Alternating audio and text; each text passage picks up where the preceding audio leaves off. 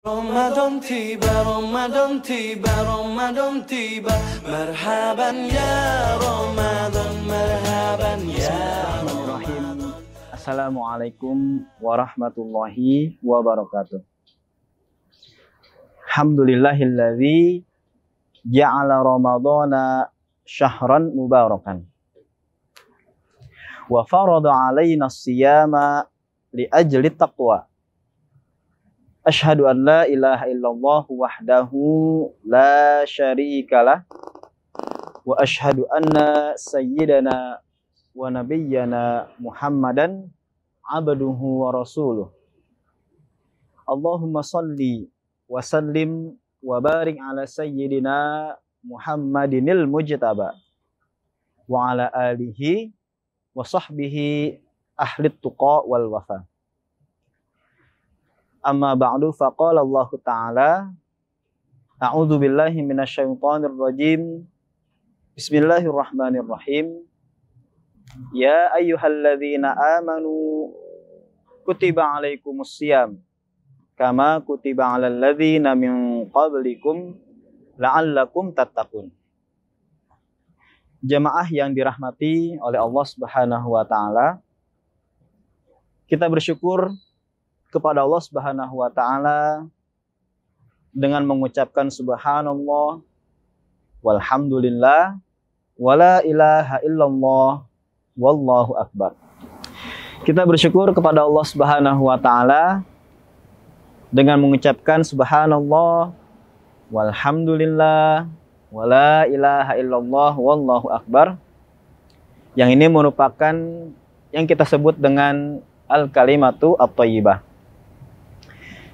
Maka para ulama ketika sering mengucapkan kalimat yang seperti ini, isyarat sebagai bahwa hamba telah bersyukur kepada Allah Subhanahu wa taala.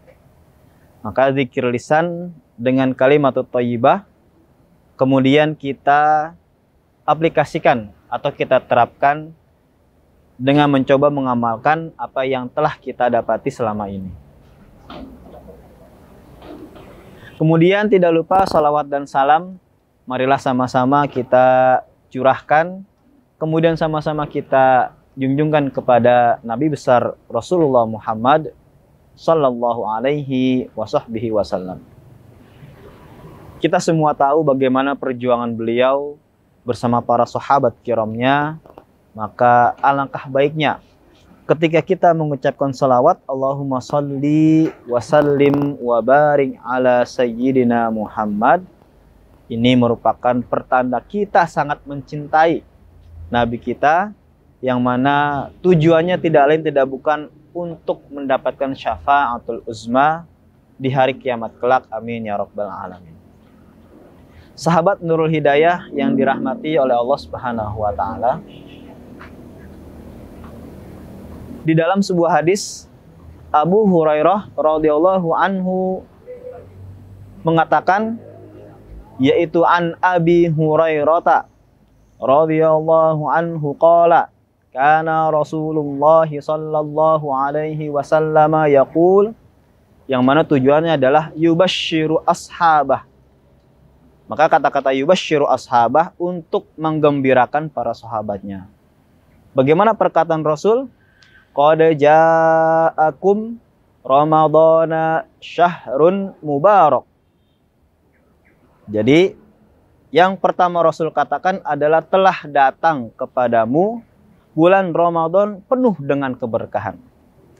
Farada alaikum siyamahu, yang mana telah difardukan atau Allah Subhanahu wa taala mewajibkan untuk kalian, untuk kita semua untuk berpuasa. Karena apa? Tuftahu fihi abwabul jannah. Karena dengan berpuasa kemudian keberkahan, dibukakan pintu surga yang seluas-luasnya. Wa tughlaqu fihi abwabun nar. Kemudian Allah Subhanahu wa taala menutup rapat-rapat pintu api neraka yang memang dipersiapkan untuk mereka orang-orang kafir. Dan yang terakhir adalah fihi lailatul qadri atau fihi lailatun khairun min alfi syahr. Yang mana ada suatu malam, yang malam itu menjadi mulia. Bagi siapa saja mendapatkan malam itu, maka dia lebih utama, lebih baik dari mendapatkan 1000 bulan. Man harama khairaha faqad hurim. Barang siapa yang dia jauh atau diharamkan oleh Allah atas malam kebaikan tersebut, maka sesungguhnya atau hakikatnya seorang hamba ini dihilangkan rahmat dari Allah Subhanahu wa taala. Hadis ini diriwayatkan oleh Imam Nasai dan hadis ini adalah sahih. Sahabat Nurul Hidayah yang dirahmati oleh Allah Subhanahu wa taala, maka dari hadis ini kita mencoba membahas apa yang disebut dengan keberkahan atau ma adraka mal barakah. Apa itu keberkahan dan apakah keberkahan itu penting untuk kita semua? Dan tentunya para ulama mengatakan sangat-sangat penting. Di dalam ayat lain juga ataupun Allah Subhanahu wa taala pernah berfirman, A'udzubillahi minasyaitonirrajim. Bismillahirrahmanirrahim. Tabarakalladzi biyadihil mulku wa huwa ala kulli syai'in qadir. Maka dari ayat ini, yaitu di surat Tabarak, kita mengenalnya atau surat Al-Mulk, ulama menafsirkan kata-kata Tabarak dengan Maha Suci Allah. Maka tentu ada hubungannya antara Tabarak dengan barokah. Artinya Allah yang memberikan sebuah keberkahan dengan Maha Suci Allah yang menguasai atas segalanya, maka menjadikan apa yang ada di langit, kemudian apa yang ada di bumi, mendapatkan semua kebaikan. Maka dari sini tentu, ataupun kita melihat hadis ini, Allah sedang memberikan keberkahan yang sangat banyak. Di antaranya 3 poin nanti yang bisa kita pelajari adalah yang pertama, bahwa keberkahan di bulan suci Ramadan dibukakan surga seluas-luasnya. Jadi pertama adalah Allah membuka pintu surga sangat luas kepada para hambanya yang beriman dan juga bertakwa.